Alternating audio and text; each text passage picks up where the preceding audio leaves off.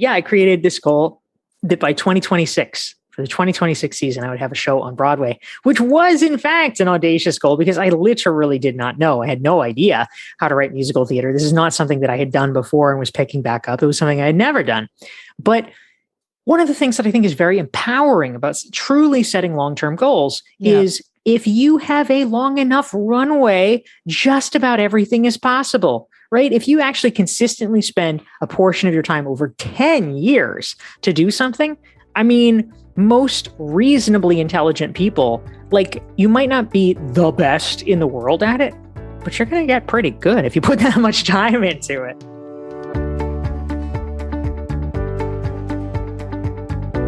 Welcome to the Good Life Coach podcast. I am your host, Michele Lamoureux. The intention of this show is to awaken you to your fullest potential. Join me each week for inspiring interviews to elevate an area of your life, as well as interviews with women entrepreneurs who are creating success on their own terms.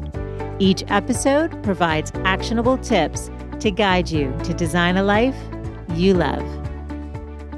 Hey there, it's Michele, and welcome back to the show. Joining us today to talk about how to be a long-term thinker in a short-term world, based on her book by the same name, is Dorie Clark. Dorie helps individuals and companies get their best ideas heard in a crowded, noisy world. She's been named by Thinker 50 as one of the top 50 business thinkers in the world and was honored as the #1 communication coach in the world at the Marshall Goldsmith Coaching Awards. Congrats, Dorie. That's amazing, by the way. Thank you, Michele. She is a keynote speaker and teaches for Duke University's Fuqua School of Business and Columbia Business School. She's the author of Entrepreneurial You, which was named one of Forbes' top 5 business books of the year, as well as Reinventing You and Stand Out, which was named the #1 leadership book of the year by Inc. magazine. You're amazing. A former presidential campaign spokeswoman, Dorie has been described by the New York Times as an expert at self-reinvention and helping others make changes in their lives. Welcome, Dorie. Thank you, Michele. Great to be here. I'm so excited to have you on. We were talking before the mics went on about how there are so many people who call you a good friend. You touch so many lives and you are so passionate about what you do and you just empower people around the world. I read your book. I've seen that you've literally been like all around the world doing this work. And so I'm thrilled to have you here and also to be diving into your book, which I absolutely loved. So much value. I'm going to be going back over and over, and there's certain chapters that I know I'm going to need to revisit. So I'm so excited to dive into this idea of playing the long game. I thought it was really an interesting way to think and actually realize it's how I'm approaching my work. But you bring up a lot of things that I want to talk to you about today in terms of like, how do you know when you're on track? But let's just start first with, what does it mean in your words? This is your book, your concept, to play this long game. And why is it important for people to understand this in order to find personal and professional success? So the way that I think about playing the long game is that ultimately it is understanding and doing the things that you can do today to make tomorrow easier or better. And I think the value of it is often self-evident to people. The execution of it is really the hard part. And so I wanted to write a book and create a framework to hopefully make it easier for people to be able to operationalize what they know they want to do. We know we want to be long-term thinkers. And so how do we make it happen and make it real? Right. Well, that's the challenging part, right? So you write, you share in the book, you can't do anything for a long time and it'll yield results. You have to do the right things. And I think this is where it gets a little tricky, right? So how do we discern what the right things are? Do we need to begin with a big picture of vision to keep us motivated to pursue the long-term thinking? And then how do we actually measure if we're on track? Because I think, people have all these ideas and they get going and then so easy to get sidetracked. So how do we manage this? There's a lot of pieces to it, obviously, and we can go into more depth about any of them. But broadly speaking, I would say there's a 3-step process to really figuring out what we should be doing and being able to make it happen. The first is creating more white space for ourselves, because so often a huge problem for most professionals is they don't even have time to do long-term thinking. They can't even go there because they are so overscheduled. Their cup is running over, and there's just not margin to even be asking those questions. Right. So creating some of that white space is number one. Number two is about focusing and really getting other people's voices out of your head and tapping more deeply into yours, so you understand what you want to be optimizing for. And then third, and finally, it's what I call keeping the faith, because inevitably, if there is a long-term enough goal, there are almost always going to be obstacles. There's going to be detours. There's going to be surprises along the way. Yeah. It's very easy for a lot of people to get discouraged or just sort of drop off the path. And so I want to help good people be able to persevere longer so that they can actually accomplish what they set out to. Completely. But I think it is hard to know sometimes if you are on the right track. Like, you're 3 years into, like me, doing a podcast. Like, how do you set, like, are there benchmarks? Are there measurements? Is it a personal thing, or should it be external results? How do you kind of measure if you're really kind of making enough traction, or whether you need to maybe pivot? How do you discern that? Yeah, absolutely. Well, you've pointed to a central question, because one of the hugest challenges is that, again, for long-term goals, for the kind of meaningful ones that we have to work at them for a while, there is a huge distance in time and in effort between starting the journey and finishing the journey. Yeah. And in between, I often think of it as like a dark tunnel, because you are not getting much light. You're not getting much feedback. You're not getting tons of people being like, "Oh, Michele, that's really brilliant. You should keep that up." Yeah. Mostly in the early days, you're ignored. You're lucky. I get people all the time, clients of mine, and they're starting out and they're worried. They're like, "I don't know. I really don't know if I should start blogging or start the podcast because, I'm just worried about the online haters." I'm like, you would be so lucky. Because mostly people won't care. So true. So we got to persevere through what is the hardest part, which is just nobody listening at all. That's really challenging. So your question points to what is often the default for most people. It's sort of human nature, which is we figure out where we're doing and how we're doing by looking around and seeing what other people are doing. Now, this is not a bad way to, avoid being killed on the savannah. It's also not a great way to live our lives day to day, because that is how we get into these comparison traps that can be so pernicious. Yes. And so what I like to suggest, one concept I talk about in the long game is what I call looking for the raindrops, because the way that I think about, the big success, like the big score that everybody's after, that's like the thunderstorm, right? It's so big. It's so obvious. Anybody can see it. And if that's the only thing that we're looking for, it's going to take a while. But the truth is, most thunderstorms don't just start out of the blue suddenly and unexpectedly. You see the storm clouds gathering, you feel the raindrops, and they might be so subtle at first that you're not even 100% sure if it is a raindrop, but you notice and then you're like, "Oh, wait, there was one. Oh, wait, that was another." And in our lives, those are the clues. They're the small clues that we're making progress. It's, all of a sudden, I feel like I wasn't getting any email signups, and now I'm getting 5 a day. Well, you might say, "Oh, well, that's lame. Why would you celebrate 5 a day? That's just so small, blah, blah, blah. Gretchen Rubin has 1 million. But like 5 a day means 5 people every day are saying, "Oh, she's actually really interesting. I'd like to hear more." And that is what starts to build over time. And it's true for all of us, whether you work in a company, whether you work for yourself. It's just the small clues that we need to start tuning into. I know later in the book, you talk about exponential growth. Can you just touch upon this a little bit about how it's sort of the consistent effort over time kind of compounds? Yeah, absolutely. I mean, this is, of course, a phenomenon that most of us are familiar with in investing, if we've studied this at all, right? Like we've all heard the statistic, which, remains hard to wrap our heads around, but true nonetheless. Right. They're like, oh, if you invest $10 a month when you're 20, you'll have $50 billion by the time you retire. These are not actual numbers, but you get the idea. And it's like, oh my God, like $10 a month can do that. But compounding really pays off. And it is similar for our career progress. And so one of the best examples that I have seen of this in terms of a useful metaphor is something I talk about in The Long Game, which is borrowed from the work of Peter Diamandis and Stephen Kotler, who've written a couple of books about what they call exponential technology. And this is the kind of technology, digitally enabled technology, that they say is growing at an exponential rate. And so some examples might be artificial intelligence or 3D printing or self-driving cars. Back in the day, it was digital photography, et cetera. Yeah. And so they have a way of kind of tracking the progress of these exponential technologies. And one of the phases they talk about, and I really cottoned on to this one because I thought it was so fascinating, but they call it the deception phase. And they call it the deception phase because this is the phase where things really are growing at an exponential rate. They're doubling.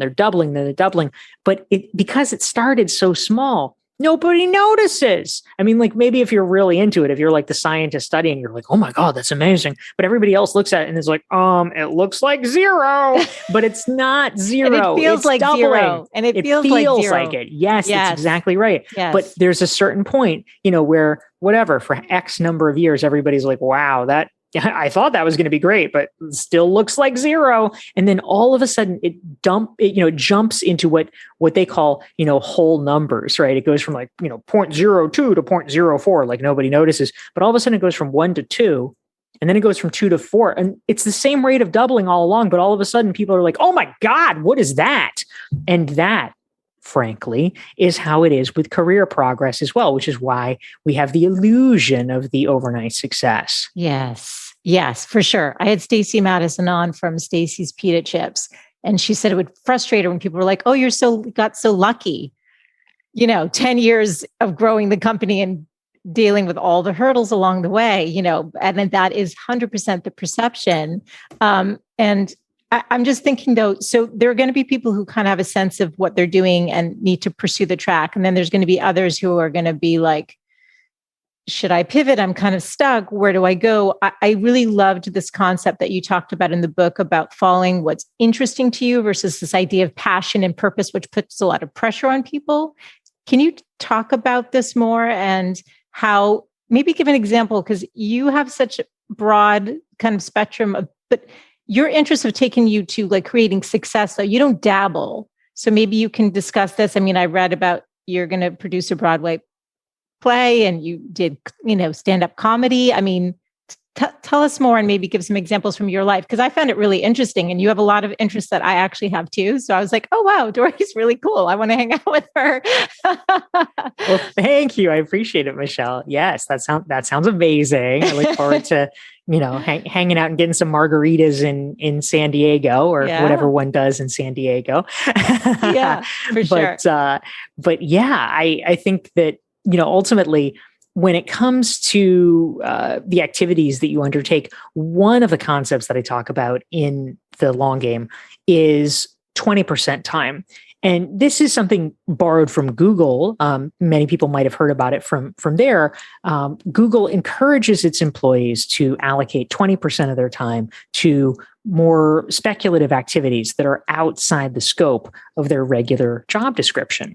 Now, the caveat, right? Not every Google employee does this. In fact, most don't, which is the interesting part, because even at a workplace that purportedly encourages it, it's still hard to resist the pressure, to resist the lure of just, doing the thing in front of you and saying, oh my God, but I have so many emails and I just need to answer the emails. Totally. But if we forcibly, and this is the key, right? We have to do this for ourselves. Nobody's going to do it. But if we forcibly allocate 20% of our time to growth activities, professional development activities, or just something that we think would be interesting or valuable, what I like about it, what I think is really quite powerful, is it gives us much more optionality in the future. it's again, let's go back to our stock metaphor, right? If we put 100% of our time and energy into one thing, into one job, into one company, into one industry, Right. that's fantastic until it isn't. Right. And if there's a disruption there, it really becomes problematic. Whereas if you have been diversifying in a small way, a 20% way,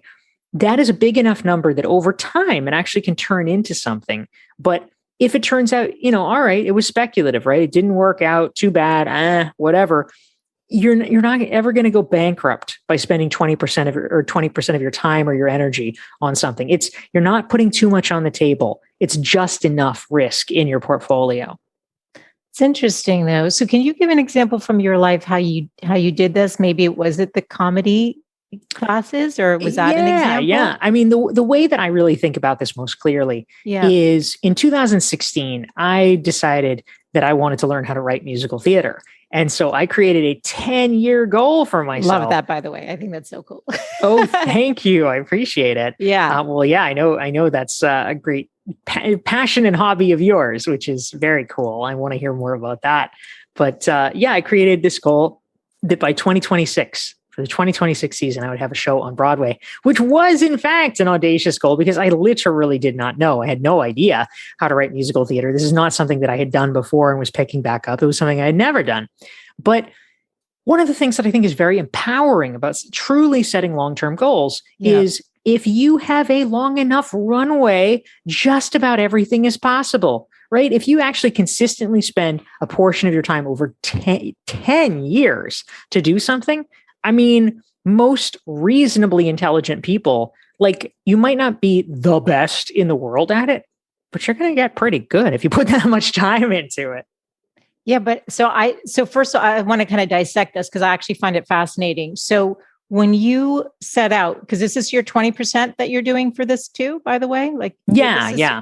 Okay. So let's dissect this so people have a better understanding. So you have this idea, I'm going to get this musical theater, on Broadway. I'm going to write one, it is an audacious goal and it's an amazing goal. And I think it's, a lot of people don't even stretch beyond, something that is way more attainable. Right.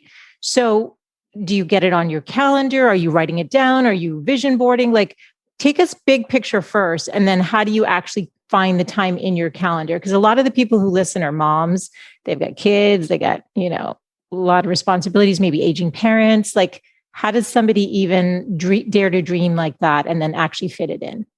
Yeah, well, in my case, one of the things that I thought would be important, and I think this is useful for most people, is to have some kind of a structure to hang my hat on with this. Because if it was just like, okay, I'm going to learn by myself, it's number one, it may not necessarily be clear where to start. And number two, it's very easy to push that time off if it's only you that you're accountable to. True. So early in my journey, the first step, which I think probably most people would do, was doing lots of conversations and lots of informational interviews about like, okay, what does this look like? Who should I talk to? How should I approach it?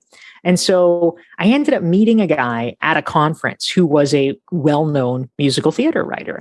And so I asked, of course. But that's because you're actually engaging in conversation versus sort of a superficial, chatter probably. Yeah, right? Absolutely. And, it's about making networking a habit, which is something I also talk about in the long game as well. Right. But I was at this conference, I met the guy and I said, oh, well, I'm interested in writing musical theater as well. And he said, oh, well, you have to do the BMI program. And I said, what's the BMI program? Yeah. And so he explains to me, I had not heard of it before, but it was, he was right. It sounded perfect. It was a completely free 2-year training program in musical theater. And the whole premise was that in order to encourage the long-term viability of the art form of musical theater, they wanted to have matchmaking essentially. So you would apply as either a composer or a lyricist. And then over the course of a year, they would pair you with 7 different people that you could write songs with so that you could hopefully find a really good match to continue creating musical theater with. Wow. So I said, oh my gosh, that's perfect. Because I knew, musical theater is not always, but it's most typically a lyricist composer pair. So I set my sights on that. So I knew from that point on, I'm like, oh, this is the path in. I need to get into this program. So the first year I applied, Did not get in, did not even get a call back. I didn't really know how to do it. Yeah. So the next year I applied again and I got a coach. I said, I'm not going to make the same mistake twice. I'm going to get a freaking coach to figure out how to do this. So I hired somebody who was in the advanced program and knew what they were looking for and knew how you should format it and all this stuff. And I got feedback and edits. And, so I sharpened it up and I got in that year, which was fantastic. Amazing. And then from that point on, every like either Monday or Tuesday night over the course of 2 years, we would have a 2-hour session. And so that became really the hook for me, is like, okay, it's a calendar obligation now. So 2 hours once a week during the academic year. And then they would give you homework. And the homework was like, okay, well, now you need to write a song, a Christmas theme song or whatever it is. Yeah. And so you'd work with your partner around it. But doing that was essentially the structure that helped undergird my learning process. So I think for most things we can, whether it's registering for a class or taking online programs or reading a set of books or something like that, it can begin to serve a similar function for you. Yeah. I'm wondering, is this a part of your DNA? Like as a kid, are you just highly motivated? Because I know women are so incredibly hard on themselves. I know women in this community talk about a lack of confidence, or maybe they had a corporate career, took time off to raise kids, trying to reinvent themselves, get back into something of meaning to them, even if it's just like a consistent workout routine, just something that fills their cup, or like pursuing art or things that they haven't done. And if it is something that is a part of you, is it something that people can cultivate and learn? Or is it, because I think it's easy. Here you are, how are you determining, like, are you getting feedback on your writing? Because I think music is so personal too. There's another layer there where you could so easily just sabotage yourself. So how do you work through some of these issues? Oh, yeah. Well, in the BMI program, it's run by 2 kind of moderators, and then you get peer feedback. And, I can tell you for pretty much the entirety of, I did 2 years of it, and then I did a year of the advanced program. I don't think pretty much they've ever liked my stuff. I'm sure that's not true. Okay. It's pretty close, actually. I'm not being self-deprecating. That's actually not really one of my tricks. They really didn't like it. Okay. And, it's certainly a very humbling experience because, of course, we'd all like people to love everything that we do. And so you work very hard on something, and then people are just like, well, I'm not sure I really understand what the stakes are here. And it's like, okay, what the stakes are is like, there's like a showdown with a gun on the top of this Sydney Opera House, and the villain is getting ready to destroy the world. So yeah, it's not clear what the stakes are. Right. Like you're just like, oh my God. It's just like ridiculous things like that, where you just feel like completely people are not getting it. Yeah. And so you just have to remind yourself. I think it's very useful in a lot of ways, right? Because in the business realm, I see this all the time in my executive coaching clients that I work with, or folks who are part of my recognized expert course and community that I run, that they get feedback from one editor and they're like, oh gosh, I just don't know if I can do it. I just don't know if I'm good enough. And I'm like, this is like some fucking 24-year-old punk. Like, what are you talking about? Like, you can't listen to one person. Yeah. You have to, yes, I'm always a fan. Like if 100 people are telling you something, then listen to that. That's fine. Yeah. But you can't let one outlier do it. And so I happen to know that in the BMI program, they have a particular style that they like. My music does not really, or my lyrics especially, but my music with my collaborator doesn't necessarily reflect that style. And so odds are they're not going to like it. Just we understand that to begin with. And so you can't beat yourself up if you are not fitting a mold, but you don't want to fit that mold. That's number one. And then number two is I just always tried to really be clear with myself. And, you have to repeat it like a mantra sometimes, like, okay, I do not derive my self-esteem from here. The entirety of my self-esteem is not about whether a bunch of people like my musical theater lyrics. Like, I think they're good. And that's, what, like, you just, it's like Little League, right? It's like you do your best, you leave it on the field, And I actually do think they're good. But there's, if you legitimately are learning how to do something and you are in a room with people who have not just degrees, but graduate degrees in that field, you are always going to be less experienced. You are always going to be at a structural disadvantage. And if you are trying to compare yourself to people like that, it is a loser's game. Yeah. And so we just need to refrain from that. Yeah. If I'm hearing you correctly, it's you have to know what you want. You have to build yourself up and have, take in the feedback, but also keep going if this is your dream, right? If this is something that you're passionate about, and maybe surround yourself with some support systems to the degree that you need it. And would you agree? I mean, am I understanding you? Yeah, absolutely. And also, sort of understanding where you do have advantages. I mean, all along, I was very clear. I had less training in musical theater writing, but I had other advantages. I am pretty good at networking. I had a good, a good business sense. And so that was actually how I started investing in theater, is I wanted to write, I wanted to leverage the capabilities that I had so that I could understand the ecosystem. I think most musical theater writers don't understand how shows are funded. Yeah. They don't understand how much things cost. They don't necessarily have a sense of how all the pieces fit together.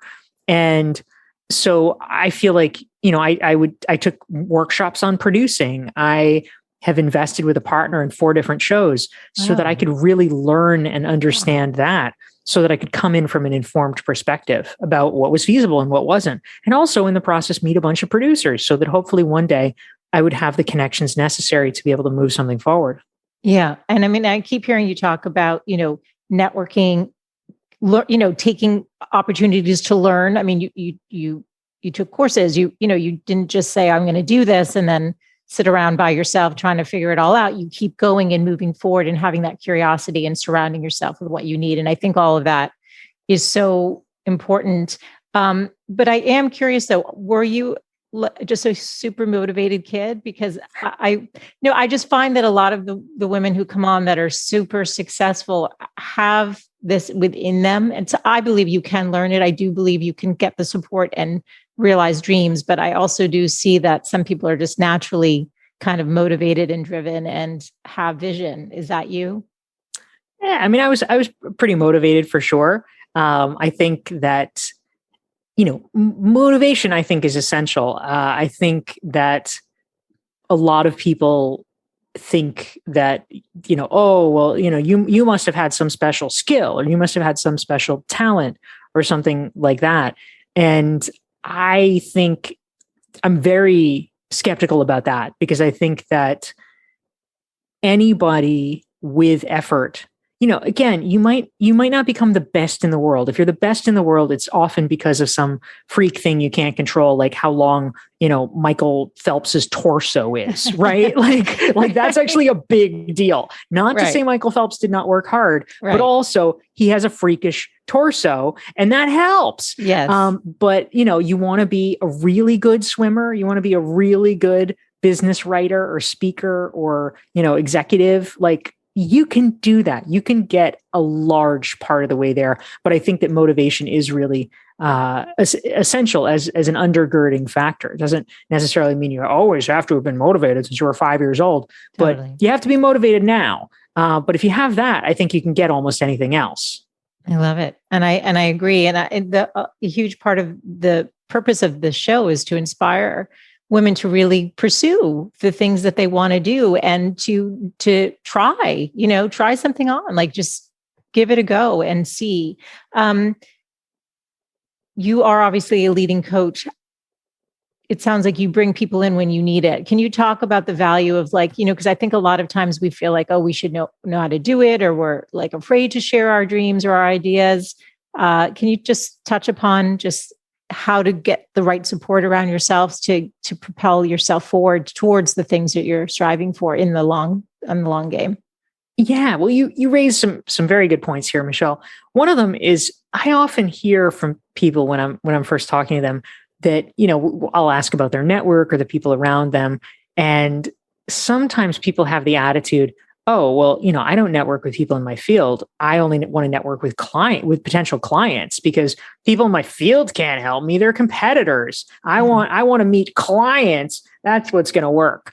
And I mean, okay, props for meeting anybody. That's good. Some people don't network at all. Right. But I feel like that is a bit of a short-sighted attitude because I am a huge fan and believer in developing a large and robust peer community, because ultimately, number one, it is so vanishingly rare that you are actually competing head to head against anybody. Like you have your different, I mean, unless you're drafting off of somebody to an extent that you probably shouldn't be anyway, you're going to have your own message. You're going to have your own audience. You're going to have people that you speak to that, the stuff resonates with, with this particular audience, and with a different person is just going to be different. So it's not like you're competing head to head, even if you're technically this, we're both coaches or something like that.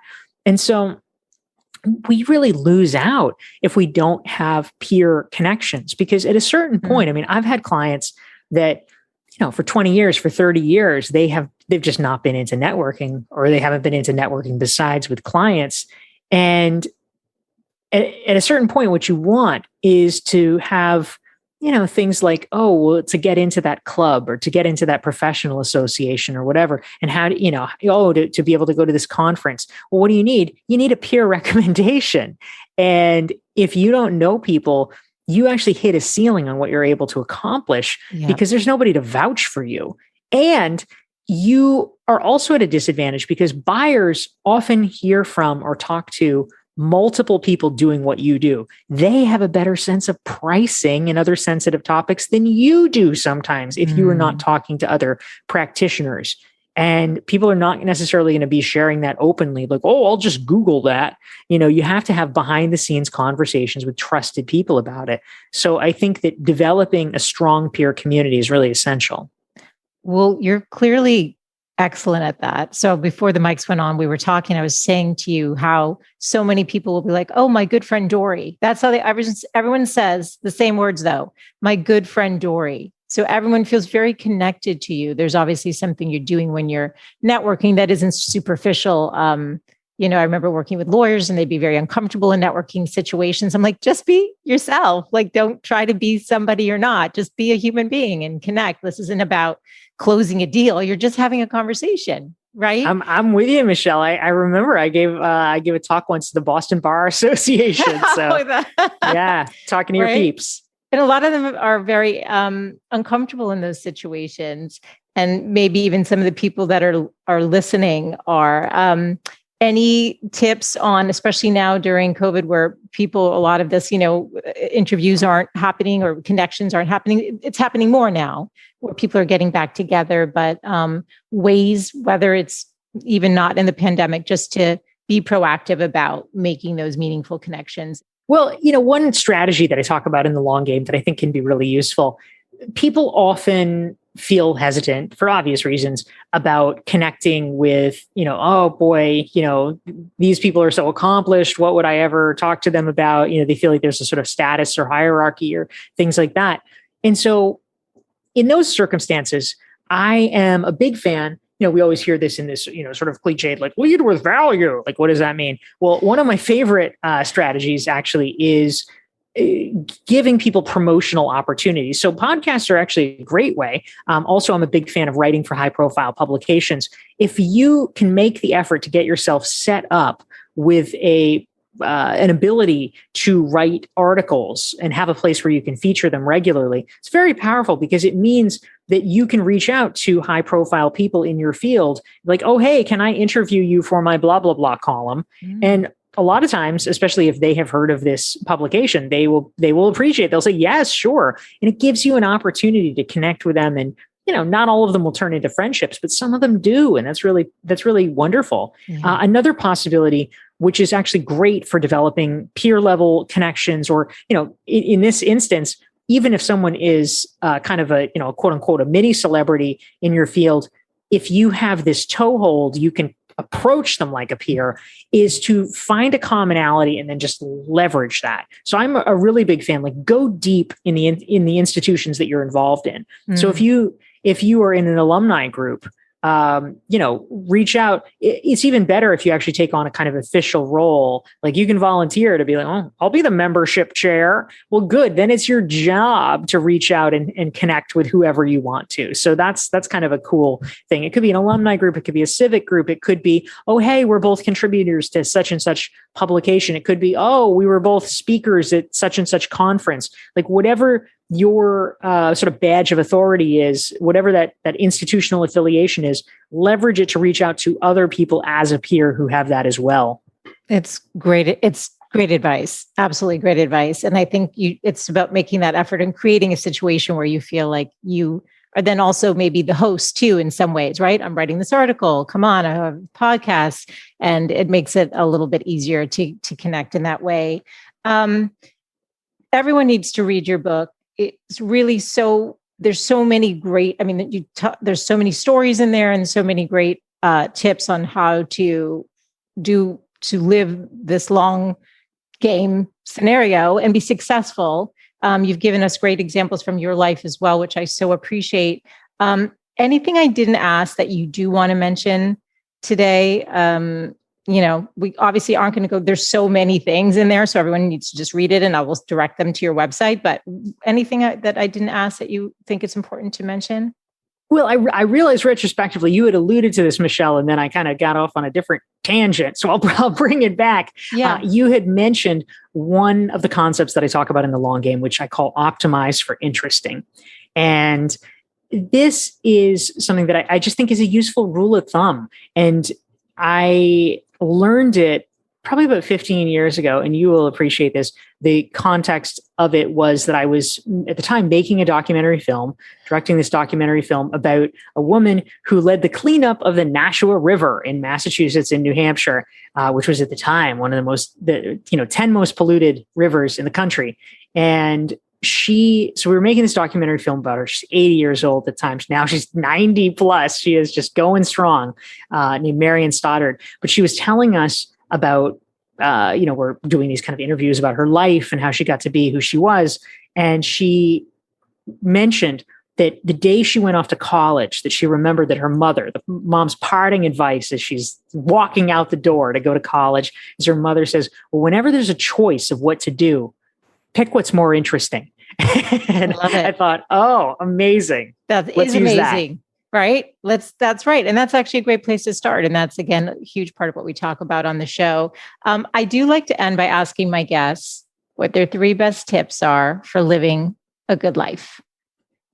So philosophical. I know. But it's, sometimes just you hear something and it stays with you though. And it becomes something that you can kind of anchor to. It's amazing. I've gotten such feedback on this. People love hearing this. So yeah, it's always a very thought-provoking question. So I will say, all right, if we're doing 3, my answer from the long game is that the starting point of being able to be a long-term thinker is having the space to do it. And so we need to get better at tightening the criteria over time. That at 22, you say yes to everything. That's fine. At 32, at 42, at 52 and beyond, it is a terrible, terrible mistake to continue saying yes to everything. We have to keep tightening that criteria as we get more senior, more in demand, more sought after, because otherwise we're never going to have room to set our own agenda. Yes. So that's number 1. Number 2 is drink a lot of water. And part of how I've been able to do it. Yeah. Cheers. That's right. No, I don't. So how do you do it? What is your trick? I need that. Okay. I grew up, like every child of the 80s, drinking way too much Coca-Cola. And what I reverse engineered was that it was not that I necessarily needed the Coca-Cola. What I desperately needed was carbonation. And so I've never been excited about water. I always found it really boring. Yeah. But once I realized that I could carbonate it, I love it. And it feels like a soda, even though it is not, in fact, a soda. I drank too much Coke too. I can relate. Yeah. Yes. So anyway, I'm all about the soda stream. I think it's a miracle. And so that's been very helpful to me. And the third thing that I will say is one of the things near the top of my list that I always try to do is to be a good daughter. And I've come to realize, I mean, now I have a couple of ladies in my life. My mom is in her 80s, and our housekeeper that I grew up with, she's now in her 90s. And just like when people get to be like sort of super senior citizens, there's just like less going on for them. There's less that they're doing. And so it becomes proportionately way more important that you be in touch and that you call them, because it just means a lot more. Like a call to somebody who's 80, I'm going to say means like 10 times more than a phone call to somebody who's 50 and has like already too much going on. Like, okay, that was nice, Dorie. Thank you. Okay, now I need to like deal with my job and deal with my kids and deal with my parents and deal with my dog. Like they don't even hardly want to hear from you. But if somebody's 80s, if somebody's 90, like you calling them is like the best thing in their day. And so it's worth doing that because it's just like such a mitzvah. That's beautiful. I love that. I do love that. I do call my mom and dad every day. I will say I do that actually. That's awesome. But I love that advice. Okay. So where can people learn more about you and your book so they can pick up a copy and really just dive into all of the amazing concepts that it's going to help them, get those dreams, the Broadway musical going and all the things that, they're sitting on right now that need to come to fruition, or at least have a chance to be seated, right? And started. Yes. Well, thank you, Michele. I appreciate it. Yeah. If people want to check it out and learn more, the book is The Long Game: How to Be a Long-Term Thinker in a Short-Term World. And in addition, of course, to all the places that one can buy books, there is a free Long Game strategic thinking self-assessment, and folks can get it for free. If you want to learn how to turn the lens on yourself and apply some of the principles of long-term thinking to your own life and your own career, you can get the self-assessment for free at DorieClark.com/thelonggame. Yes. And I for sure will get that. And I wish I could hold up my copy, but it comes out September 21st, right? That's it. So yeah, I have it. It's been pre-ordered, and I definitely encourage people to check out your website. I'm on all your newsletter lists, and there's always so much value. You put so much effort and heart into everything you do. And this has been such a pleasure to finally connect with you. Like I said, I've heard your name for so many years now. So this is really such an honor, and congrats on your amazing book. Thank you so much. Great to connect with you too, Michele. Thank you. Thanks so much for tuning in today. I hope you gained some new information or inspiration for your life. That is the essence of this show, is to really wake up to what's possible for you, to reclaim your beautiful voice, and to really learn to love and prioritize yourself. So if you gained any value from any of the conversations you've tuned into, make sure to subscribe on your favorite podcast player. You can do that right now on your phone. And please do consider leaving a rating and review if you have yet to do so on Apple Podcasts. It's actually how more women can find the show. And I really want to grow a community of women who are loving themselves and living full on. So thank you as always for tuning in. And I look forward to reconnecting with you next Wednesday. Bye for now.